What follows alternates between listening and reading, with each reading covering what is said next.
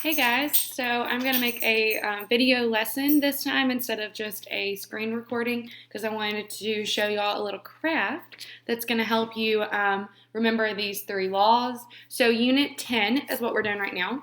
Unit 10 is on gases, and so we are going to be talking about how gases interact in a closed container. So sometimes that container will be flexible to where it can be bigger or smaller, so the volume can change. Other times that volume is going to be held constant and the container is solid, okay, not flexible, so therefore the volume is constant. Okay, so when we are talking about gases, we're going to be talking about three different laws. We're going to be talking about Boyle's law, Charles' law, and Gay-Lussac's law. And there's actually one more, but it doesn't fit on my triangle, so I'll talk about that in a minute. So let's just kind of review a little bit about gases. So gases fill an entire container. So say I have this container and I have gas particles within my container. So let me redraw this. So say I have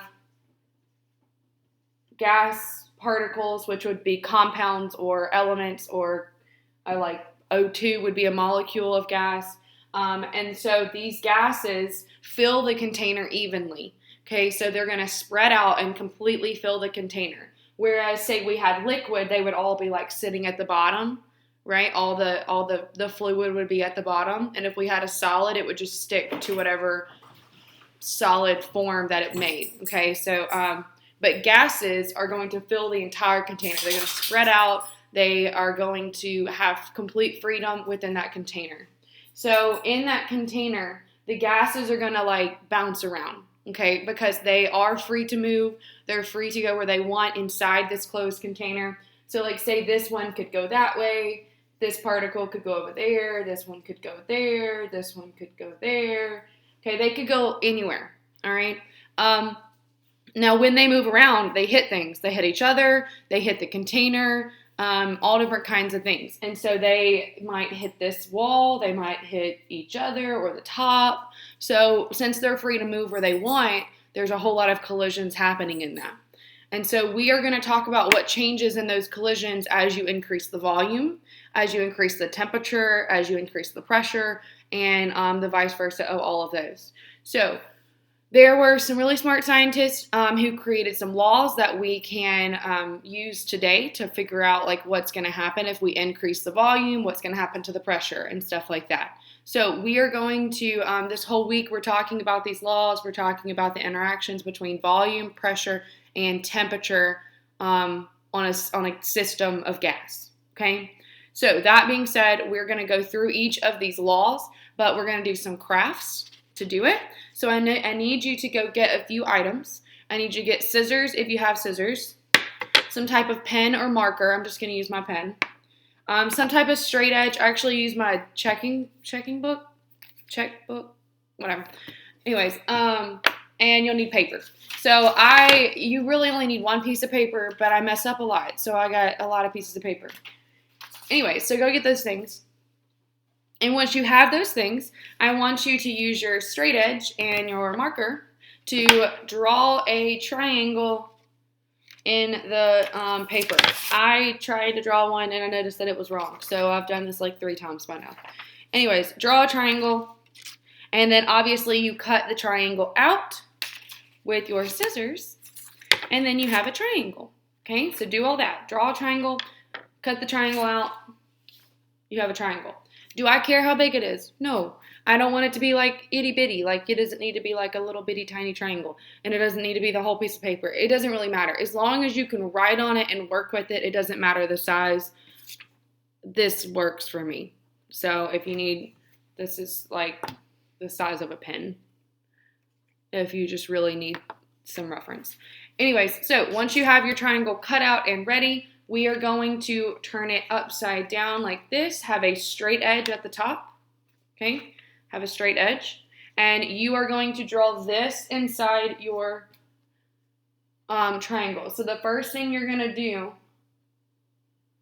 is put an upside down T, okay? So holding it like this, you're just going to put a line in the middle, kind of like at the bottom-ish, okay? and then you're just going to put a straight line perpendicular to that line.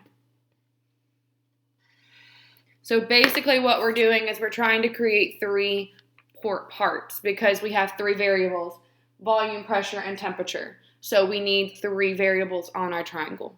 Okay, so we've made 3 components. Now keep in mind, when I draw and show you my drawing, it's flipping it, so it's going to look funny. Just follow along on the board. Reading from left to right, I want you to put a V and then a P. So put a V and then a P, and then I want you to put a T at the bottom. Okay? So here's my T.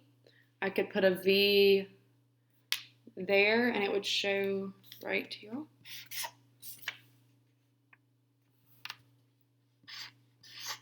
Okay? VPT. All right, so to where it looks like this. See how my paper looks just like that? Okay, so once you have that down, I then want you to cut this vertical line. To just cut, don't cut the T, just cut in between the V and P. I'm going to take my scissors and cut right there. Oops, right there. Okay, don't cut the T, just cut these 2 to where they're little flaps.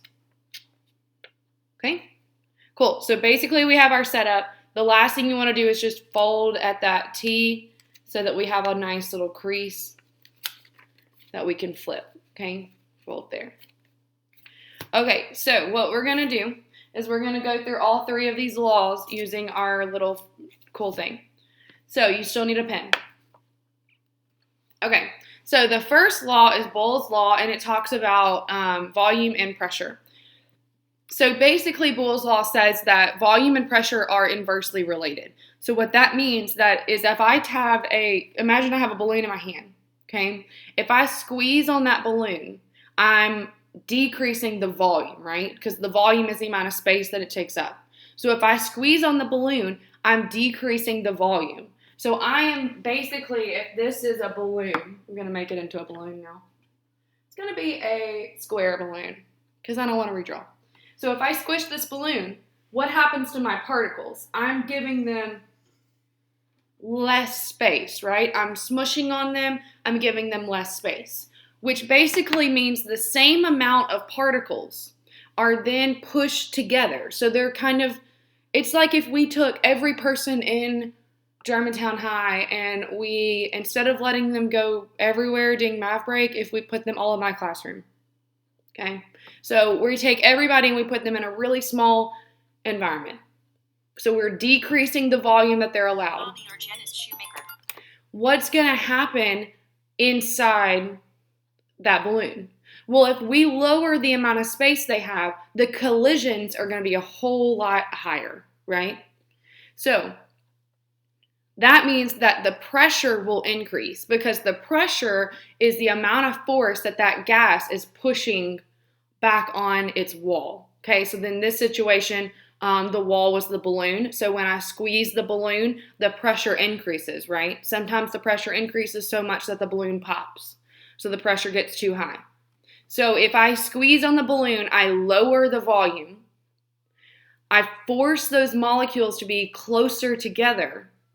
So I force the pressure to increase because the pressure is the force that those particles have on the wall. So like if I lower the amount of space they have, they're going to hit the wall a lot more, and so their pressure will increase, the pressure on the balloon. So notice I didn't talk about temperature at all. For Boyle's law, temperature is constant. Okay, so temperature is held constant. So because temperature is held constant, I want you to get rid of it. So VP is Boyle's law. So you're going to have 2 sets of conditions, an initial condition and then a final condition. So it's V1, P1. This is like your initial condition. This is the balloon before I squeeze. Okay? So it's V1, P1 equals V2, P2. Goodness, I'm sorry. V2, P2. So it's VP equals VP, okay? So the initial condition, it has to equal the final position condition. So if I squeeze on the volume, the pressure has to increase because they have to like inversely relate with each other. So anyway, so this is Boyle's law. So you have VP. So what I want you to do is on that temperature card right here, we're going to write Boyle's law. I recommend using a pen instead of a marker so it doesn't bleed through.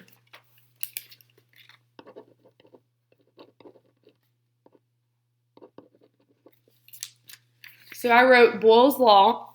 So the reason I wrote Boyle's law is because when I'm looking at this, if I'm trying to remember what VP equals VP is, which law deals with volume and pressure?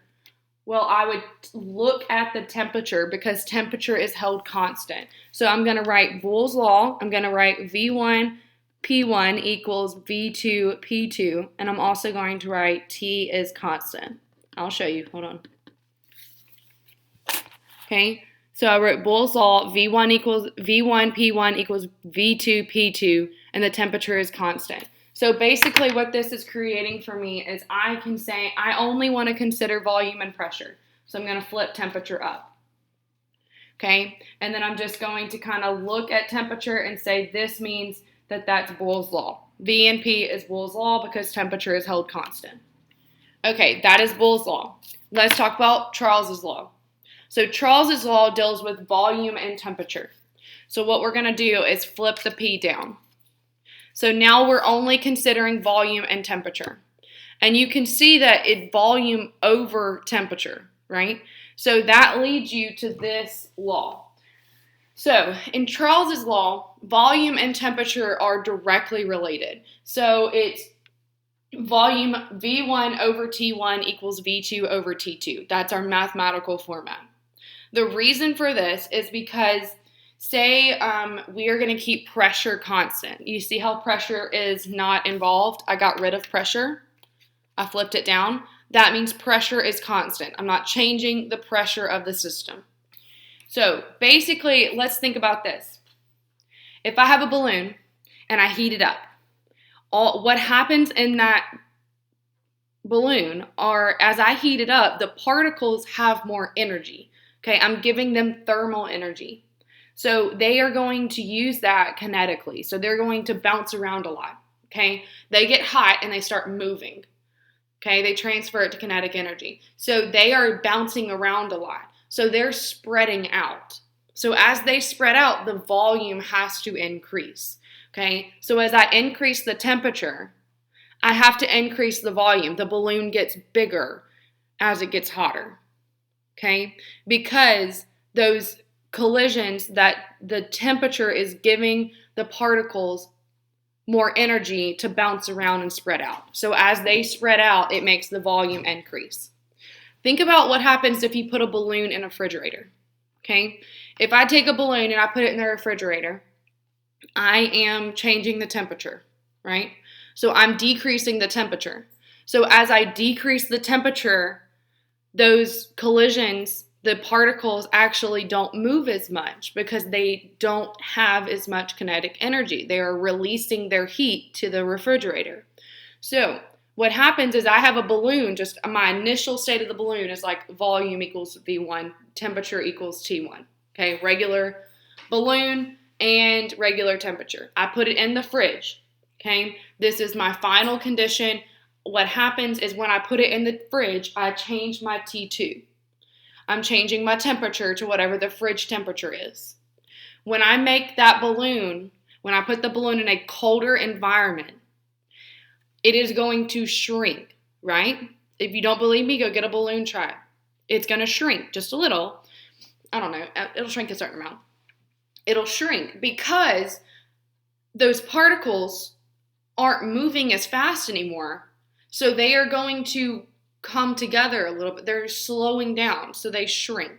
Okay? So that means as T2, since T2 is lower than T1, V2 has to be lower than V1.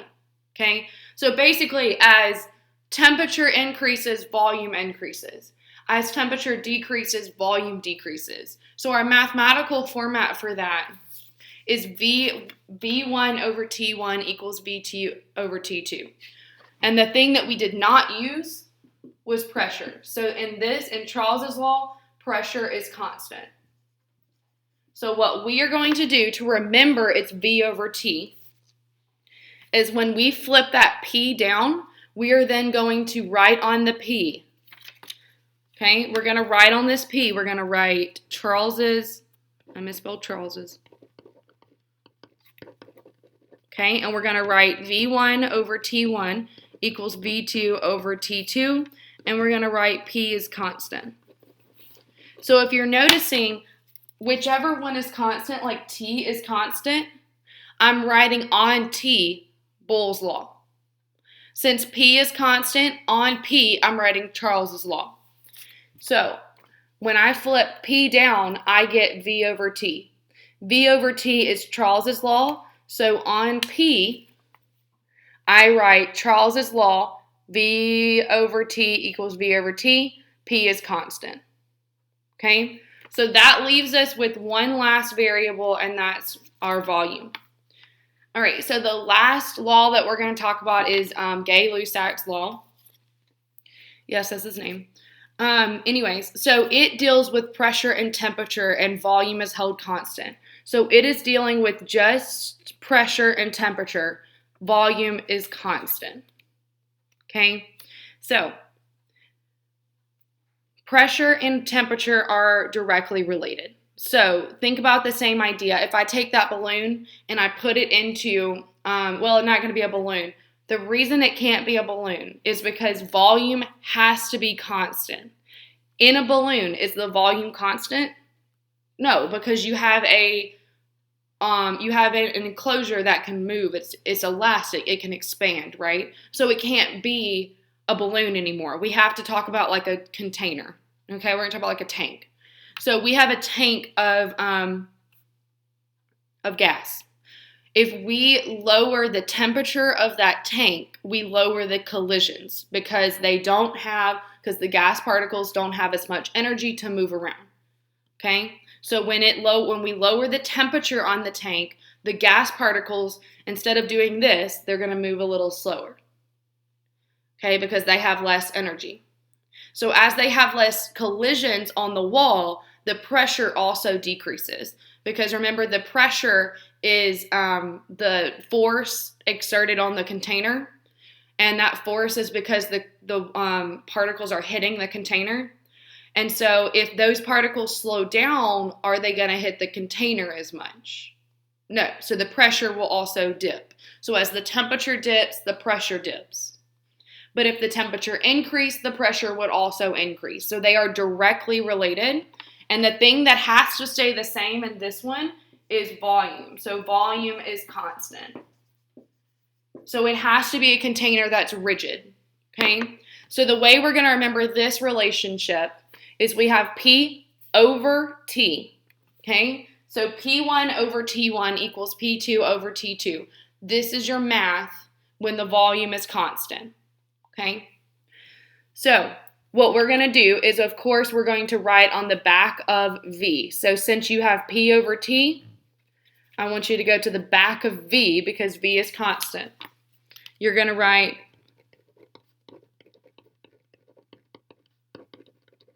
Gay-Lussac's law. We're going to put P1 over T1 equals P2 over T2, and we're going to write V is constant. Okay, you see? All right, so let's just go back over it. If I want to know, if I'm just playing with this thing and I'm like, what is the relationship between V and P? Well, I would do this, and I would open up my T, and I would read Boyle's law, and then I would see the law, and I would see that T is constant. Okay? If I want to know what is V over T, okay, I would open it up, and I'd look at the one that I flipped down. So I keep V over T up, I flip P down. So that means I get to read P. Okay? And I see that that is Charles's law, and I see the relationship. If I want to know what is P over T, since I flipped V down, I'm going to look at, hold on, my computer stopped. Okay, I'm going to look at V, and I'm going to see it's Gay-Lussac's law. It's P over T equals P over T, and V is constant. Okay, so that is the idea behind all of it. We're going to talk about the math in another video. The only law that I left out in this part 1, so we're doing Unit 10. We're going to do 2 separate weeks, 2 separate parts. The only one I left out is Avogadro's law. Okay, Avogadro's law deals with moles because Avogadro deals with moles, right? So Avogadro's law is a relationship between the number of moles and the volume, and they are directly related. So basically, if I am filling up a balloon, okay, and I fill it up with 2 moles of oxygen. Okay, so I put 2 moles of oxygen in. It's gonna get a certain volume, right? It's gonna get about whatever, we'll call it this big. If I put more oxygen in, won't it get bigger? Okay, so as you increase the amount, you increase the volume. They're directly related. So that means that for Avogadro's law, you're gonna have N as moles. N1 over V1 equals N2 over V2, and that's Avogadro's law. Okay? We'll talk about how to do the math.